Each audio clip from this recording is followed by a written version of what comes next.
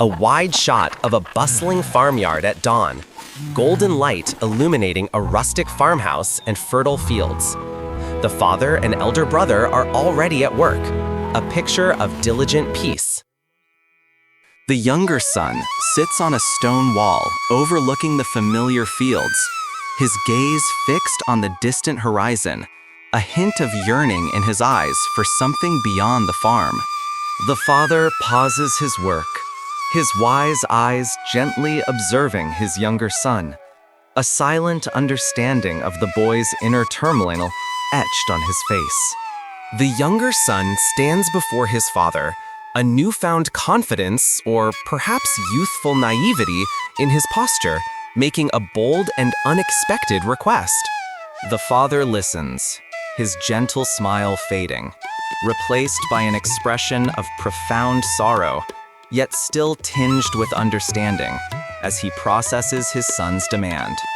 In the dim light of the study, the father, with a heavy sigh, divides his property, placing a substantial pouch of coins into his younger son's eager hands.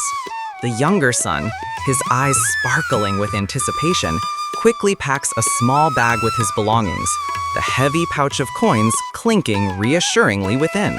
He offers a quick, almost dismissive wave to his father, who stands silently by the door, his face a mix of sorrow and quiet resignation.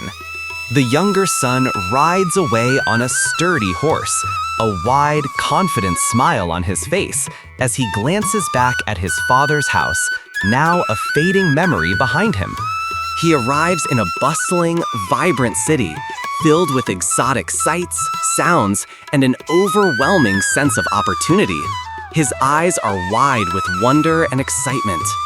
The younger son, now adorned in even more opulent clothes, lavishly spends his inheritance on trinkets, fine silks, and expensive meals at a bustling marketplace.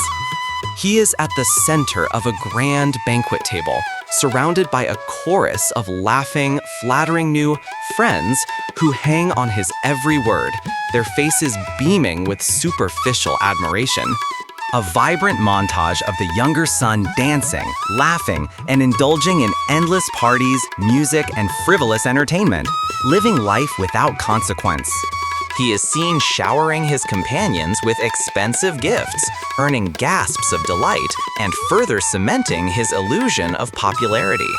With a goblet raised high, the younger son grins confidently, surrounded by adoring faces, seemingly at the peak of his self-made kingdom.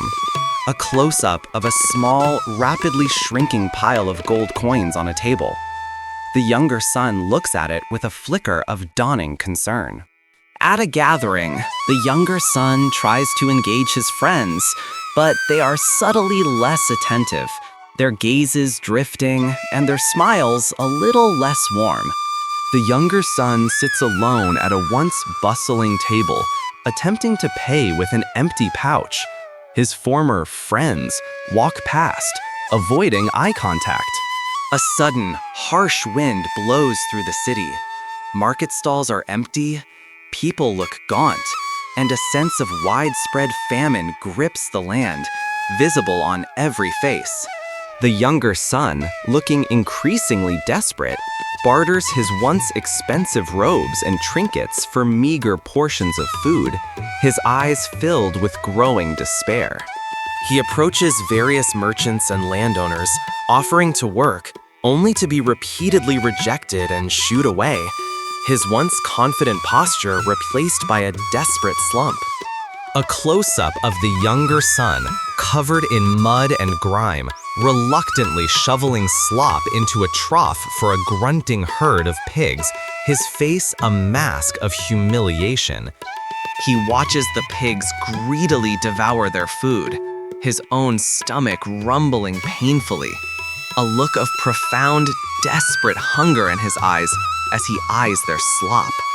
Curled up in the mud amongst the pigs, the younger son weeps silently, utterly defeated and alone, the lowest point of his despair starkly visible. His tear-filled eyes stare blankly. Then a sudden, vivid memory flashes across his mind. The warm, bustling kitchen of his father's house, where even the servants ate well. A spark ignites in the younger son's eyes. He slowly sits up, a new resolve hardening his gaunt face, the beginning of a desperate hope. He stands, trembling, but determined, rehearsing the words of repentance and humility he will speak to his father, his voice a hoarse whisper. With a deep breath, the younger son turns his back on the pigsty and begins the long, arduous journey home. One tentative, determined step after another. A poignant montage of the younger son walking, head bowed, through varied landscapes, dusty roads, barren hills, under both scorching sun and pale moonlight, reflecting on his past. Close-up of the younger son's feet, blistered and dirty, continuing to push forward. His tattered clothes flap in the wind, his frame thin and weary. He crests a hill and stops, breathless. In the distance, familiar landmarks of his home village appear, stirring a mix of dread and longing in his heart. Daily, the father stands on a small rise near his home, gazing down the dusty road, his eyes filled with a patient, unwavering hope, scanning for any sign. One day, as the sun begins to set, the father's eyes narrow. A tiny, almost imperceptible figure appears on the distant horizon, slowly making its way toward the village. The figure draws closer, becoming clearer. The father's breath catches in his throat. His eyes widen, filling with joyous tears as he recognizes the familiar, yet changed silhouette of his younger son. With a surge of pure, overwhelming joy, the father lifts his robes and begins to sprint down the dusty road, his slight stoop gone, his stride surprisingly vigorous. The father reaches his son and throws his arms around the tattered, sobbing younger son, holding him close, showering him with kisses, an embrace of pure, unconditional love. The younger son attempts to stammer out his rehearsed confession, tears streaming down his face, but his father tenderly shushes him, his joy too great for words. The father turns to his approaching servants, his face alight with boundless joy, issuing commands for the best robe, a ring, sandals, and a grand feast.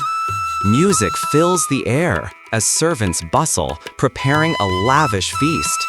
The younger son, now dressed in a beautiful new robe, with a ring on his finger and sandals on his feet, stands by his father, a look of bewildered joy and peace on his face.